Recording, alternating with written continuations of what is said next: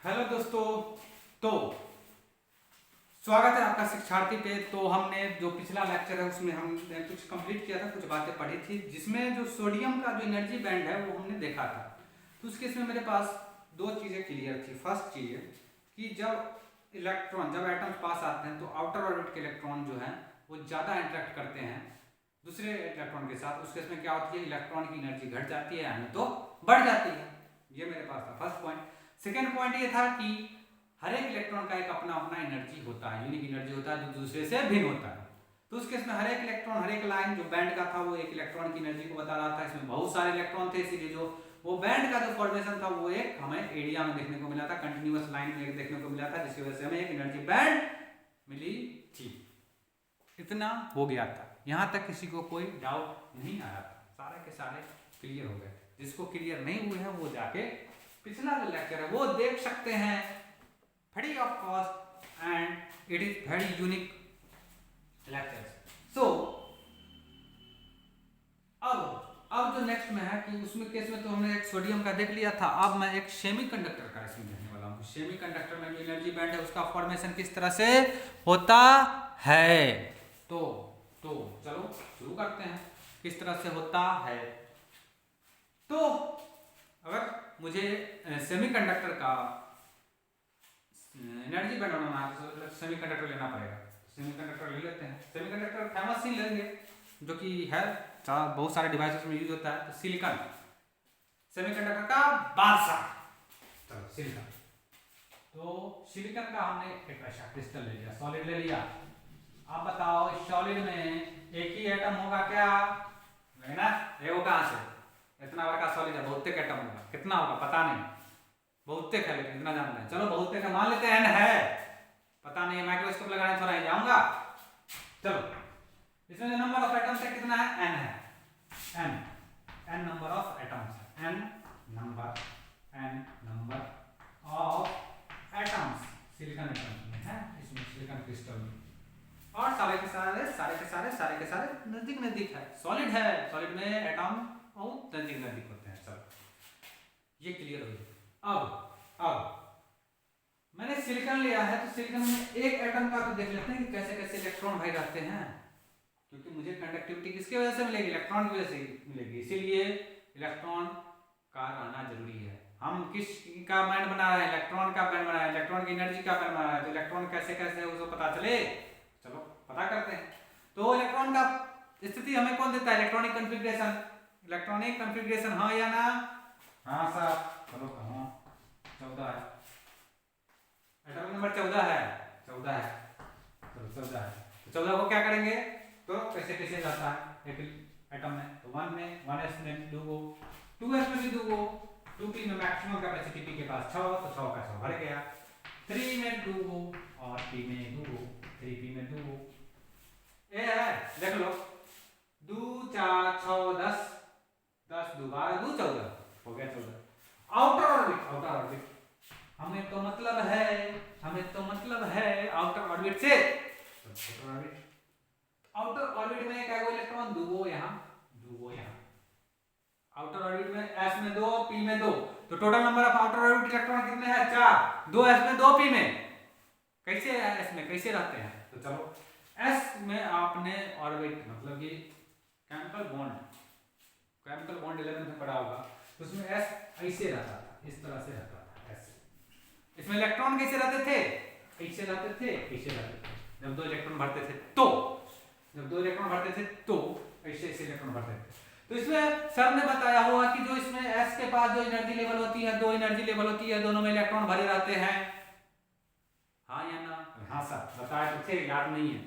अरे आप याद नहीं, सुन लो कि s के पास जो अवेलेबल एनर्जी लेवल होते हैं वो 2 होते हैं, इसीलिए उसके पास मैक्सिमम कैपेसिटी इलेक्ट्रॉन रखने की होती है 2। अगर 3 अवेलेबल एनर्जी लेवल होते तो उसके पास मैक्सिमम कितनी रहती? 3। लेकिन बेचारे s के पास 2 ही होती है अवेलेबल एनर्जी अवेलेबल, मतलब इसके पास 2 ही चेयर है जहां पे ये 2 इलेक्ट्रॉन को बैठा सकते हैं। उसके अलावा चेयर इसके पास है ही नहीं, औकात ही नहीं इसकी। अब मैं p की बात करता हूँ। तो p के केस में ऐसा 3 वो डब्बा बनाते थे, बोलते थे ऐसे जाएगा इलेक्ट्रॉन, ऐसे जाएगा, फिर ऐसे जाएगा, फिर ऐसे जाएगा, ऐसे जाएगा, ऐसे जाएगा। हो हाँ कि ना भाई? तो इस केस में सर ने बताया होगा कि जो P के पास होती है वो एनर्जी लेवल 6 होती है, इसीलिए इसके पास maximum capacity holding of electron is 6। इसके पास मैक्सिमम कैपेसिटी 6 इलेक्ट्रॉन रखने की है। इसके पास कुर्सी की संख्या 6 है, लेकिन भले ही 2 इलेक्ट्रॉन है, बाकी खाली है, क्या फर्क पड़ता है। लेकिन इसके पास क्षमता कितना है, क्षमता 6 क्षमता है रखने की। 6 इलेक्ट्रॉन होल्ड करने की इसके पास क्षमता है। इसके पास 6 अवेलेबल एनर्जी लेवल है, जिसमें से 2 एनर्जी लेवल में इलेक्ट्रॉन फिल है। तो अगर मैं बात करूं टोटल अवेलेबल एनर्जी लेवल, तो इस केस में टोटल अवेलेबल एक एटम में S के पास 2 अवेलेबल एनर्जी लेवल और T के पास 6 अवेलेबल एनर्जी लेवल, तो टोटल अवेलेबल एनर्जी एक एटम की बात करूं तो एक एटम है। हमने सिलिकॉन का n एटम्स लिया है, तो उस केस में total number of available energy कितना हो जाएगा, 8n। Total number available energy is 8n। हाँ या ना, अरे हाँ या ना बोलो। हाँ बोल रहा है हाँ सर। हाँ तो लिख लेता हूं, total number of available energy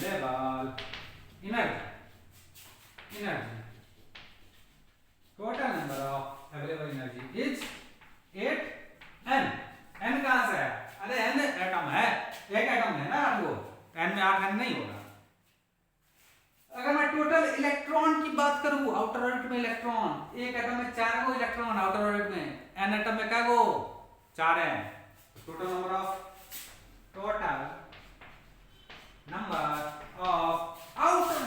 outer electron तो कितना है भाई आउटर इलेक्ट्रॉन, तो बोलोगे 4। आउटर इलेक्ट्रॉन जो है ना 4 गो है, 4 गो है, क्या गो एटम है, n गो है, n एटम 4 है। चलो इलेक्ट्रॉन, अब ये 4n है कैसे है फिर, दैट इज दैट s में 2 गो इलेक्ट्रॉन है और p में 2 गो इलेक्ट्रॉन है। एक एटम के s में 2 गो इलेक्ट्रॉन, p में 2 गो इलेक्ट्रॉन। अगर मेरे पास n एटम है तो n के केस में s में कितने इलेक्ट्रॉन होंगे, 2n इलेक्ट्रॉन होंगे, p में कितने होंगे, 2n इलेक्ट्रॉन होंगे। मतलब कि जो इलेक्ट्रॉन फिल होंगे 2n और यहाँ पे भी 2n, 2n इलेक्ट्रॉन p में, 2n इलेक्ट्रॉन s में। हाँ कि ना, अरे हाँ कि ना बोलो, यस और नो, यस सर। चलो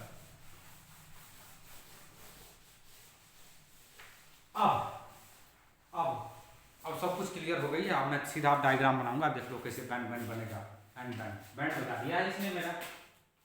सबसे हर बार रिकॉर्ड कर रहा हूँ, रिकॉर्डिंग में रुक जा रही है, ये चौथी बार है, दिमाग खराब कर दिया है।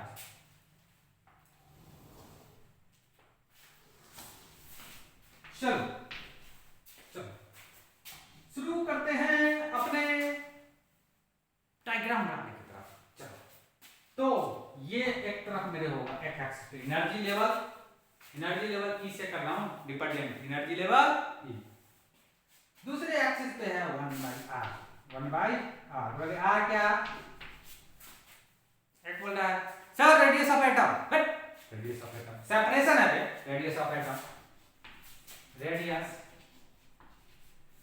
नहीं है यार, हम वही लिख रहे हैं, सेपरेशन बिटवीन 2 एटम्स है, सेपरेशन बिटवीन 2 एटम। जैसे सेपरेशन बिटवीन 2 चार्जेस रहता था, उसी तरह से सेपरेशन बिटवीन 2 एटम्स है। जब एटम दूर है तो r बहुत ज्यादा होगी, जब एटम दूर है तो r बहुत ज्यादा होगी। अगर r बहुत ज्यादा होगी तो क्या होगा कि 1/r का वैल्यू कम होगा, हाँ कि ना, हाँ सर r ज्यादा हो गया, r का वैल्यू कम होगा। चलो 1/r का वैल्यू कम होगा, इधर जाएगा कि इधर जाएगा, अरे इधर जाएगा, ओरिजिन की तरफ जाएगा।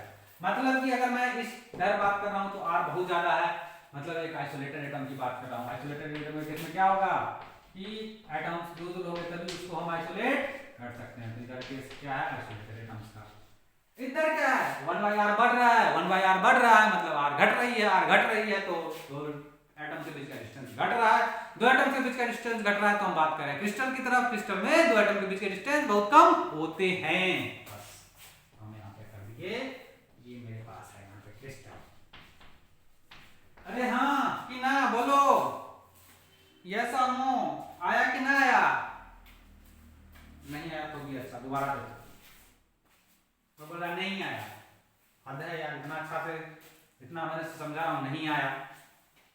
फिर से देखो जाओ वीडियो।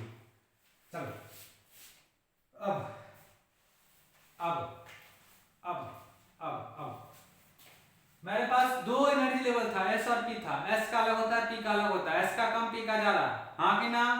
हाँ। एस का कम, एस का यहाँ पे है एनर्जी लेवल, पी का यहाँ पे थोड़ा ऊपर है यहाँ पे। ये मेरे पास 3s का एनर्जी लेवल और ये मेरे पास है 3p का एनर्जी लेवल। यस और नो?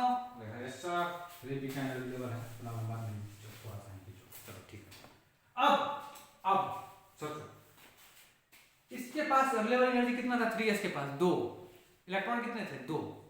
तो यहाँ देख सकता हूँ 2n इलेक्ट्रॉन यहाँ पे पढ़ने थे, 2n इलेक्ट्रॉन, और यहाँ पे एनर्जी लेवल भी 2n था। ऊपर एनर्जी लेवल, नीचे इलेक्ट्रॉन।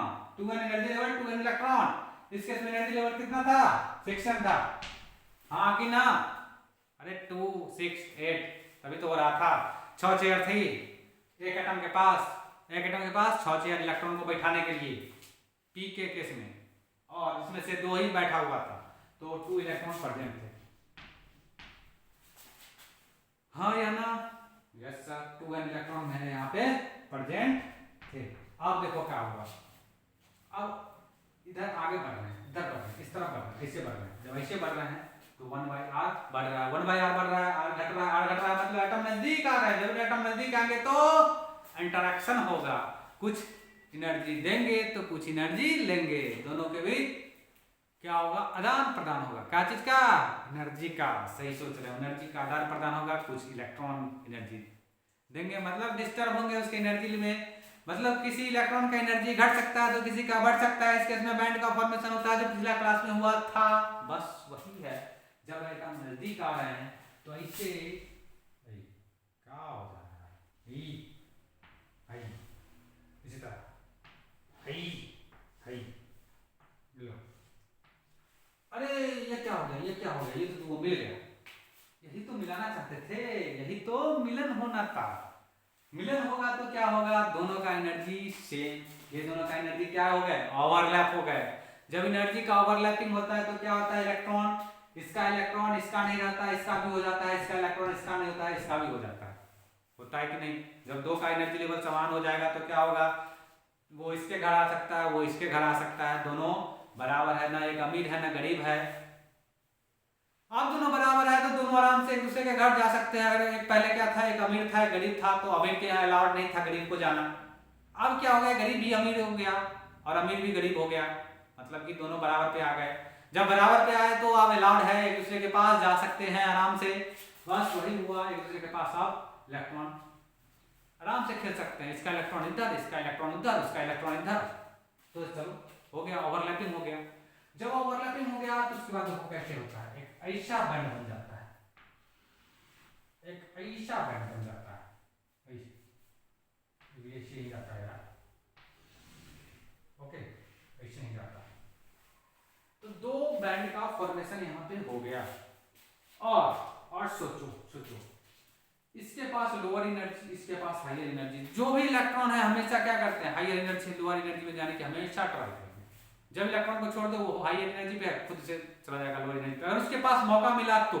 और यहाँ पे तो मौका भर भर के मिल रहा है, यहाँ पे तो ओवरलैप हो गया एनर्जी का, तो मौका तो का तो फायदा ये धराधर उठाएगा। ये सारा का सारा जो इलेक्ट्रॉन है हायर लेवल में था पी वाला, सब का सब कूद के चला आएगा इधर। मिल गया बराबर एनर्जी आ गई। हम तो अब जाएंगे अपने लोअर एनर्जी लेवल में। लोअर एनर्जी में सारा का सारा जो इलेक्ट्रॉन था, 2n इलेक्ट्रॉन इसका, 2n इलेक्ट्रॉन इसका, सारा का सारा इलेक्ट्रॉन तुम्हें यहाँ देखने को मिलेगा। कहाँ पे? 0 केल्विन टेम्परेचर पे। सारी कहानी 0 केल्विन टेम्परेचर पे है, समझे कि नहीं समझे? तो सारा का सारा इलेक्ट्रॉन इधर से कूद के इधर आ गया, इधर पूरा खाली हो गया, ऊपर का खाली इधर का भरा। अब क्या होगा? अब नीचे सारा इलेक्ट्रॉन भर गया। जहां पे सारा इलेक्ट्रॉन भर गया है इसको बोलते हैं वैलेंस बैंड। सारा का सारा जो वैलेंस इलेक्ट्रॉन था जो ऑर्बिट कर रहा था वो क्या हो गया कि सारा का सारा इसमें आ गया। अब थोड़ा भी एनर्जी दिए तो इलेक्ट्रॉन निकल के भाग जाएगा, इसमें से कूद के इसमें चला जाएगा। तो अगर मैं टेम्परेचर बढ़ा दे रहा हूँ रूम टेम्परेचर, तो इससे क्या हो रहा है? इलेक्ट्रॉन यहाँ से कुछ इलेक्ट्रॉन कूद के यहाँ जा रहे हैं, और यही इलेक्ट्रॉन जाके कंडक्टिविटी का काम कर रहे हैं। जब इलेक्ट्रॉन का नंबर यहाँ पे ज्यादा तो कंडक्टिविटी ज्यादा, इसीलिए इसको बोलते हैं कंडक्शन बैंड, क्योंकि यहाँ पे जो इलेक्ट्रॉन प्रेजेंट होते हैं वो कंडक्टिविटी के लिए रिस्पॉन्सिबल है। जितना ज्यादा इलेक्ट्रॉन यहाँ पे उतना ज्यादा कंडक्टिविटी। सेमीकंडक्टर के अगर इलेक्ट्रॉन नहीं तो कंडक्टर कंडक्टिविटी नहीं, मतलब सेमीकंडक्टर एक इंसुलेटर की तरह बिहेव करेंगे। तो 0 केल्विन पे एक सेमीकंडक्टर इंसुलेटर की तरह बिहेव करता है, उसकी रेजिस्टेंस हाई होती है और कंडक्टिविटी 0 होती है। सेम केस अगर मैं टेम्परेचर बढ़ा देता हूं तो उस केस में क्या होती है कि कुछ इलेक्ट्रॉन कूद के यहाँ पे आ जाते हैं और उसकी कंडक्टिविटी थोड़ी बहुत बढ़ जाती है, थोड़ा बहुत ये चार्ज का इलेक्ट्रिसिटी करने लगते हैं। अगर मैं डोपिंग कर देता हूं इसी में तो क्या होता है कि नंबर ऑफ इलेक्ट्रॉन जो कंडक्शन बैंड में है वो ज्यादा आ जाते हैं, या नंबर ऑफ चार्ज कैरियर ज्यादा आ जाते हैं कंडक्शन बैंड में, which is responsible for the good conductivity of semiconductor. तो डोपिंग करने से हम यही करते हैं कि जो कंडक्शन बैंड की में जो चार्ज कैरियर है उसकी नंबर बढ़ा देते हैं। समझ में आई? ये थी प्योर सिलिकॉन क्रिस्टल की कहानी। और इन दोनों के बीच का जो इस दोनों के बीच में कुछ इलेक्ट्रॉन नहीं रहते हैं, इसको बोलता है forbidden energy gap, FEG, forbidden energy gap. यहाँ इलेक्ट्रॉन का आना मनाही है, सख्त मना है। You can not go here electron के लिए। तो इलेक्ट्रॉन आने तो यहाँ दिखेंगे, नहीं तो यहाँ दिखेंगे। अगर तुमने टेम्परेचर बढ़ाया तो इसमें नहीं जाएंगे, यहाँ पे आ जाएंगे। अगर टेम्परेचर घटाया तो इसमें से इसमें आ जाएंगे, लेकिन इसमें नहीं आएंगे। ये है फॉरबिडन एरिया, ये है इलेक्ट्रॉन के लिए फॉरबिडन एरिया, मनाही है। यहाँ पे नहीं आ सकते हो, कट सकते हो, मर सकते हो, कुछ भी हो सकता है, इसलिए यहाँ पे नहीं आ सकते हो। तो ये रही कहानी पूरे सिलिकॉन की केस में कैसे बनता है एनर्जी बैंड। आई होप आपको क्लियर हुई होगी, आपको लेक्चर सही लगी होगी। अगर सही लगी होगी तो आप इसको शेयर कर सकते हैं अपने दोस्तों के साथ, इस चैनल को सब्सक्राइब कर सकते हैं और हमें मोटिवेट कर सकते हैं। धन्यवाद।